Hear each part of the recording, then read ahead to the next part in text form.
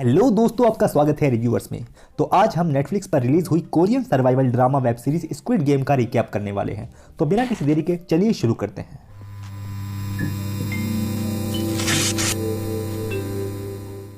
Bank और लोगों के कर्जे में डूबा सॉन्ग की हुन डिवोर्स के बाद अपनी बीवी और बेटी से अलग होने और सालों पहले जॉब जाने के बाद अपनी मां के साथ रहकर गरीबी में ज़िंदगी बिता रहा होता है। उसकी मां उसे बताती है उसकी बेटी का आज बर्थडे है, तो अपनी मां के पैसे चुराकर अपनी बेटी को पार्टी देने के लिए हॉर्स रेसिंग पर बैटिंग करने जाता है और इत्तेफाक से जीत जाता है। पर एक लड़की उसके पैसे चुरा लेती है। तभी कर्जदार आकर उसे पीट कर धमकी देकर चले जाते हैं। बचे हुए छुट्टे पैसों से एक मशीन से गिफ्ट जीत अपनी बेटी को स्ट्रीट फूड की पार्टी देता है और उसे पता चलता है उसकी वाइफ उसकी बेटी के साथ अमेरिका जाने वाली है। कीहुन को स्टेशन पर एक आदमी दागची गेम खेलने को कहता है। अगर वो जीतता है तो 1 लाख वॉन मिलेंगे और हारता है तो थप्पड़। कीहुन राजी हो जाता है और अनगिनत थप्पड़ खाने के बाद वो 1 लाख वॉन जीत जाता है। वो आदमी कीहुन को अपना कार्ड देकर गेम्स खेलकर ज़्यादा पैसे कमाने का ऑफर देता है और वो तैयार हो जाता है। पिंक जंपसूट में मास्क लगाए हुए बंदे कीहुन को ले जाते हैं। कीहुन को होश आता है उसने 456 नंबर का जंपसूट पहन रखा है और उसकी तरह 455 लोग और वहाँ थे। स्क्वायर शेप वाला मास्क पहने हुए बंदा अपने साथियों के साथ आता है और सभी प्लेयर्स को बताता है वो 6 दिन में 6 गेम खेलकर अरबों जीत कर अपने हालात बेहतर बना सकते हैं और गेम्स के रूल बता देता है।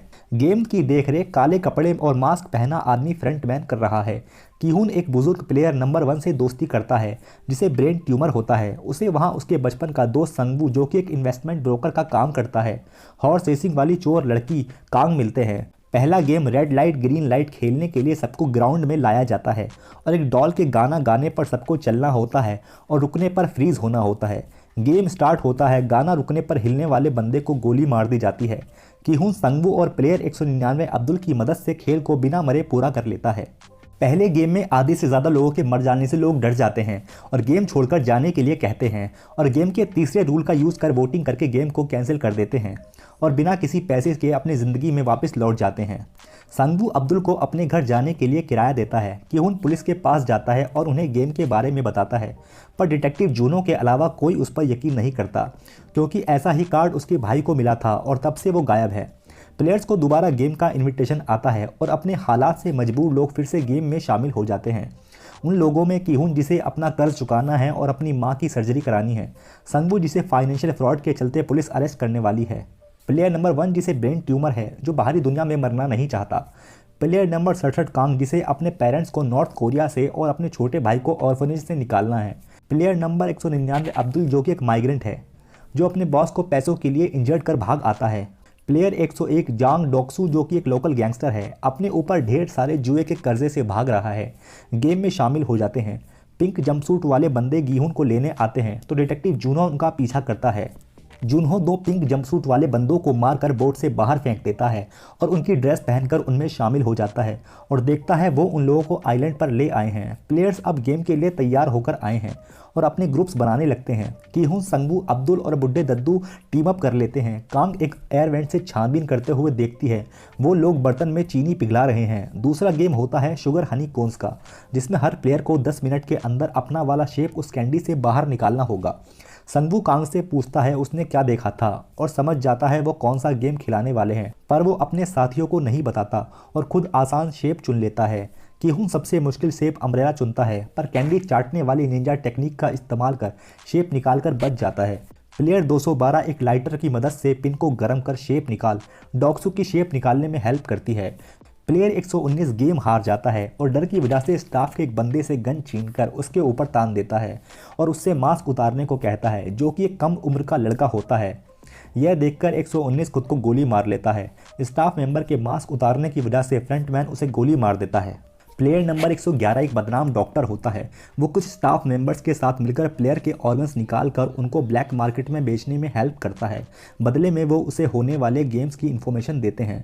डॉक्सू कुछ प्लेयर्स का एक्स्ट्रा खाना लेने के इल्ज़ाम लगाने पर प्लेयर्स को पीट पीट कर मार देता है, पर कोई भी गार्ड उसको रोकने नहीं आता और प्लेयर के मरने से इनाम की राशि बढ़ जाती है। लाइट ऑफ होने के बाद प्लेयर एक दूसरे पर हमला कर दंगा भड़काते हैं। कीहुन कांग को अपनी टीम में शामिल कर डॉक्सू से बचा लेता है और कीहुन की टीम दंगे में सरवाइव कर जाती है। एक दूसरे पर भरोसा बढ़ाने के लिए वो एक दूसरे को अपना नाम बताते हैं। तीसरे गेम में खिलाड़ियों को 10 लोगों की टीम बनाने को कहा जाता है। कांग कीहुन की टीम में अपनी उम्र की प्लेयर 240 को लेती है।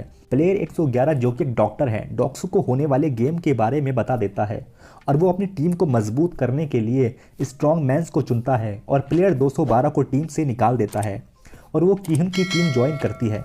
तीसरे गेम का नाम होता है टग ऑफ वॉर, यानी रस्सा खींचने का गेम। डॉक्सू अपनी स्ट्रॉन्ग टीम की मदद से आसानी से गेम जीत जाता है। कीहुन की टीम का मुकाबला एक दूसरी स्ट्रॉन्ग मेल्स की टीम के साथ होता है और जिसमें वो स्ट्रगल कर रहे होते हैं।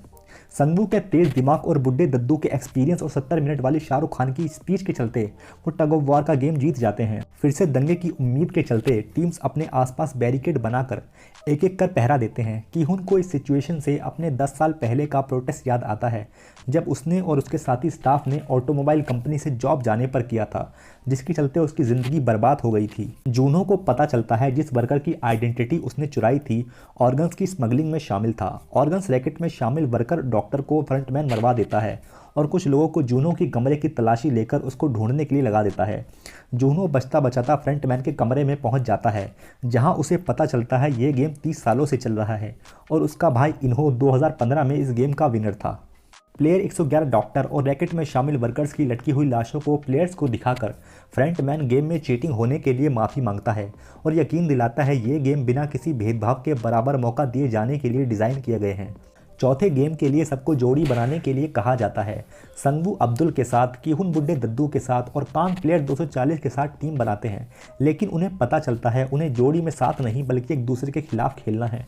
चौथा खेल कंचों का होता है। सभी को 10 कंचे दिए जाएंगे जिसे उन्हें 30 मिनट में अपने साथी प्लेयर से कोई भी गेम खेलकर जीतने होंगे। जियोंग और कांग एक दूसरे को अपने बारे में बताते हैं। जियोंग को फील होता है कांग के लिए लाइफ ज़्यादा वैल्यूएबल है और अपने कंचे उसे दे देती है। सांगवू अब्दुल को धोखा देकर उसके कंचे ले लेता है और जीत जाता है, जिसकी वजह से अब्दुल मारा जाता है। डॉक्सू प्लेयर 278 के खिलाफ जीत जाता है। कीहुन बुड्ढे दद्दू से हार रहा होता है पर उनकी भूलने की बीमारी का फ़ायदा उठाता है। बुड्ढे दद्दू को पहले से पता होता है कि वो उनसे चीटिंग कर रहा है, पर क्योंकि वो उनका लंगोटिया यार होता है इसलिए वो आखिरी कंचा भी उसे दे देते हैं और कीहुन जीत जाता है और वो उसे अपना नाम बताते हैं, इल्नाम। अपने दोस्तों की मौत से कांग और कीहुन सदमे में होते हैं। सभी प्लेयर गेम जीतकर वापस आते हैं और देखते हैं मिनियो, जिसके पास कोई जोड़ीदार नहीं था, वो जिंदा है। कुछ विदेशी वीआईपी आगे होने वाले गेम पर लाइव बैटिंग करने आते हैं।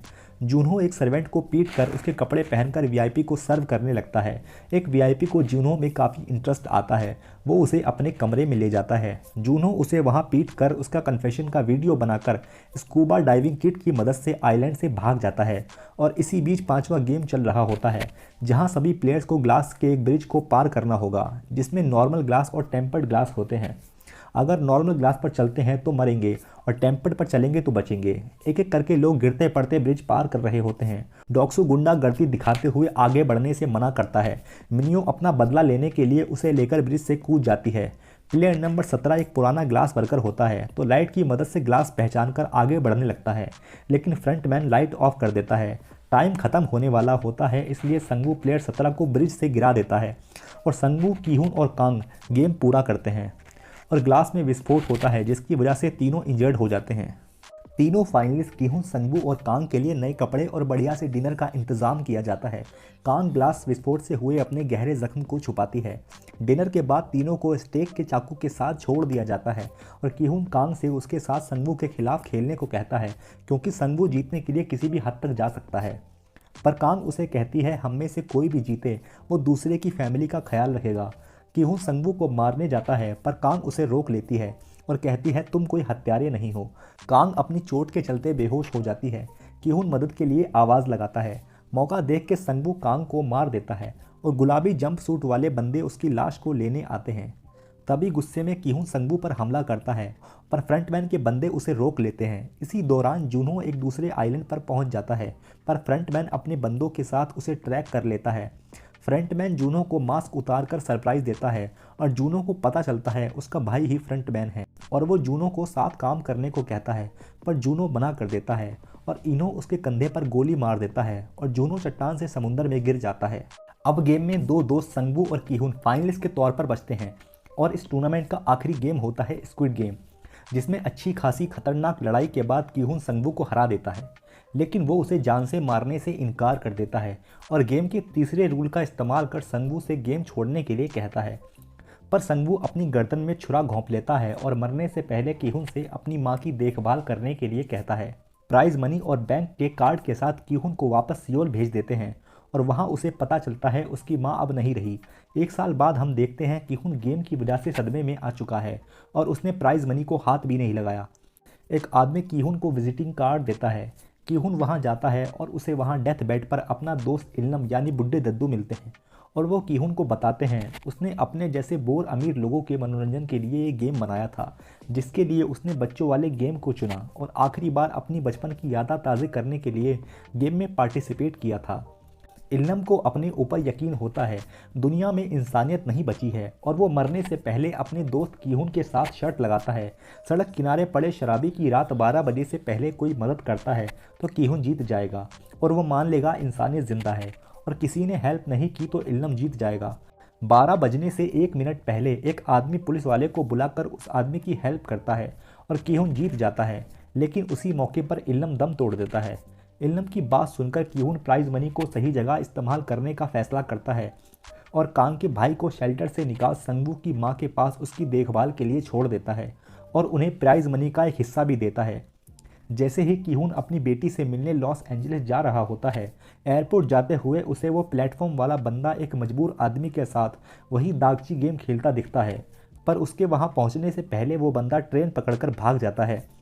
की-हुन उस मजबूर बंदे से कार्ड छीनकर उसे घर जाने को कहता है। फ्लाइट पर चढ़ने से पहले वह उस कार्ड नंबर पर कॉल करता है और पूछता है गेम अब कौन चला रहा है। अपनी शिकायतों का पिटारा खोलता है तभी फ़ोन वाला बंदा उसे फ्लाइट में बैठकर जाने को कहता है, क्योंकि वो पहले से ही उस पर नज़र रख रहे होते हैं। लेकिन की-हुन कॉल काटकर एयरपोर्ट टर्मिनल से बाहर आ जाता है और लगता है सीज़न 2 में अपने बदले की तैयारी करेगा। तो यहाँ पर सीज़न 1 का एंड होता है। तो इसी तरह के रिकैप देखने के लिए चैनल को लाइक करें, शेयर करें और सब्सक्राइब करें।